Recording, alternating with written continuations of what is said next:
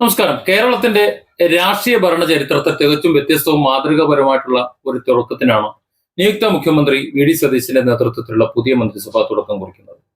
സംസ്ഥാനം നേരിടുന്ന കടുത്ത സാമ്പത്തിക പ്രതിസന്ധിയുടെ പശ്ചാത്തലത്തിൽ ഭരണാധികാരികൾ തന്നെ ലാളിത്യത്തിന്റെ വഴി തെരഞ്ഞെടുക്കുന്നത് ജനങ്ങൾക്ക് വലിയൊരു പ്രത്യാശയാണ് നൽകുന്നത്.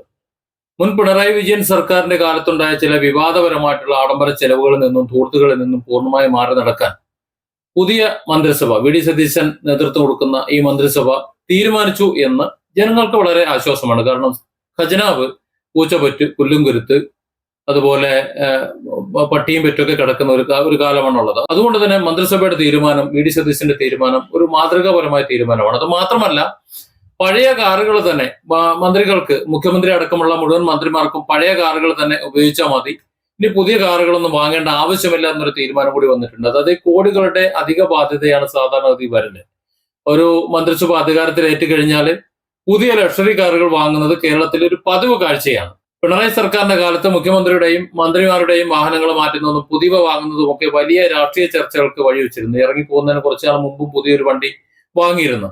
എന്നാൽ ഇതിന് വിപരീതമായി കഴിഞ്ഞ മന്ത്രിസഭയിലെ മന്ത്രിമാർ ഉപയോഗിച്ചിരുന്ന വാഹനങ്ങൾ തന്നെ പുതിയ മന്ത്രിമാരും ഈ വി ഡി സതീശൻ മന്ത്രിസഭയിലെ പുതിയ മന്ത്രിമാരും ഉപയോഗിക്കും എന്നുള്ളൊരു തീരുമാനം വി ഡി സതീശൻ സർക്കാർ എടുത്തു കഴിഞ്ഞു.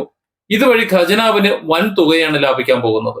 നേരത്തെയുള്ള സർക്കാരിന് തോന്നാത്ത ഒരു ബുദ്ധിയാണ് ഈ സർക്കാരിന് തോന്നുന്നത്.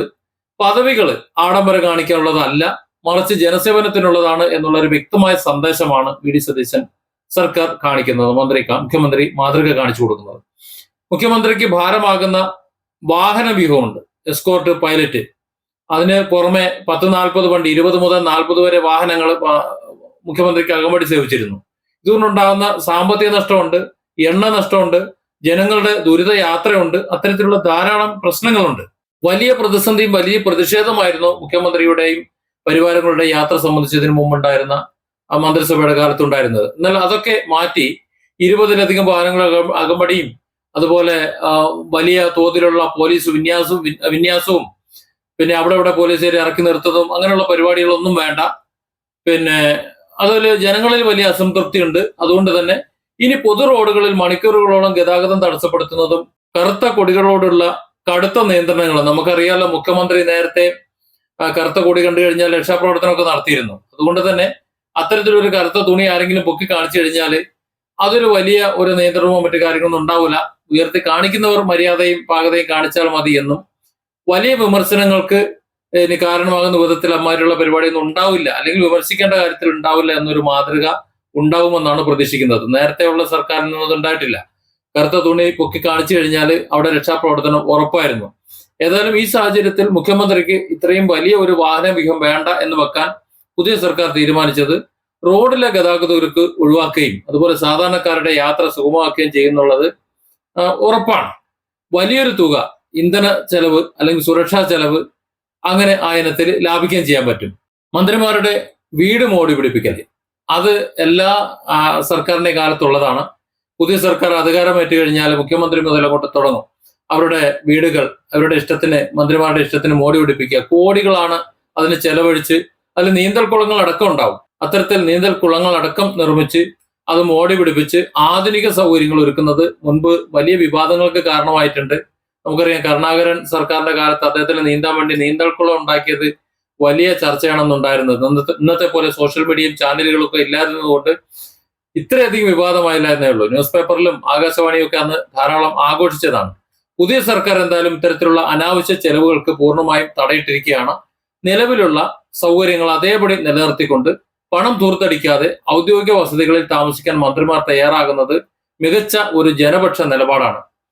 ജനങ്ങളുടെ നികുതി പണം ആഡംബരങ്ങൾക്കായി ചെലവഴിക്കുന്നില്ല എന്ന് ഉറപ്പുവരുത്തുന്നത് നല്ലൊരു ഭരണകൂടത്തിന്റെ ലക്ഷണമാണ്. മുൻ സർക്കാരിന്റെ കാലത്തെ VIP സംസ്കാരത്തിൽ വലിയ ധൂർത്തുണ്ടായിരുന്നു. അതുപോലെ സാധാരണക്കാരന്റെ പ്രയാസങ്ങൾ കണ്ടില്ല എന്ന് നടിക്കുന്ന സാഹചര്യം ഉണ്ടായിരുന്നു. അപ്പൊ അതിൽ നിന്നൊക്കെ മാറി, ധൂർത്തിൽ നിന്നും മാറി സാധാരണക്കാരന്റെ പ്രയാസങ്ങൾ ഉൾക്കൊണ്ട് ലാളിത്യത്തോടെ ഭരണം നടത്താൻ വി ഡി സതീശൻ മന്ത്രിസഭ എടുത്തിരിക്കുന്ന തീരുമാനങ്ങൾ തികച്ചും സ്വാഗതാർഹവും വരും തലമുറയ്ക്ക് അതൊരു വലിയ ഒരു പഠിക്കാനുള്ള ഒരു പാഠപുസ്തകമാണ്. ഏതായാലും ഇനിയും തെരഞ്ഞെടുപ്പുകൾ വരും. നമ്മുടെ പുതിയ തലമുറ മത്സരിക്കും, അവർക്ക് അധികാര സ്ഥാനത്തെത്തും.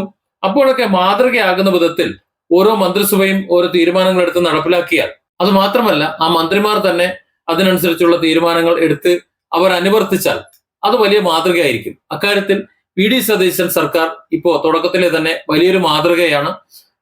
തങ്ങൾക്ക് സഞ്ചരിക്കാൻ വേണ്ടി, മുഖ്യമന്ത്രിക്ക് സഞ്ചരിക്കാൻ വേണ്ടി പൈലറ്റ് എസ്കോർട്ട് അത് ഒഴിവാക്കാൻ പറ്റില്ല എന്ന് പോലീസ് സംവിധാനങ്ങൾ അറിയിച്ചതുകൊണ്ട് മാത്രം, സുരക്ഷാ സംവിധാനങ്ങൾ അറിയിച്ചതുകൊണ്ട് മാത്രം ആ 2 വാഹനങ്ങൾ, മറ്റുള്ള വാഹനങ്ങളെല്ലാം ഒഴിവാക്കി. അവിടെ പോലീസുകാർ വിന്യസിച്ചിട്ടുള്ള ആഡംബരപൂർവ്വമായിട്ടുള്ള ആ പരിപാടി ഉണ്ടല്ലോ, കലാപരിപാടി, അതൊന്നും തൽക്കാലം വേണ്ട. ജനാധിപത്യ രീതിയിൽ തെരഞ്ഞെടുക്കപ്പെട്ട സർക്കാർ, അതിൽ ജനങ്ങളുടെ പ്രതിനിധിയാണ് എന്നതുകൊണ്ട് ആ പരിഗണന മതി. അതിനപ്പുറത്തേക്കുള്ള പരിഗണന തൽക്കാലം പിന്നീട് നമുക്ക് ആലോചിക്കാം. ഇപ്പൊ തൽക്കാലം അത് വേണ്ടെന്ന് തീരുമാനിച്ച സർക്കാരിന്, വി.ഡി. സതീശൻ സർക്കാരിന് എല്ലാ അഭിനന്ദനങ്ങളും. Different angles. Don't forget to subscribe and support this channel.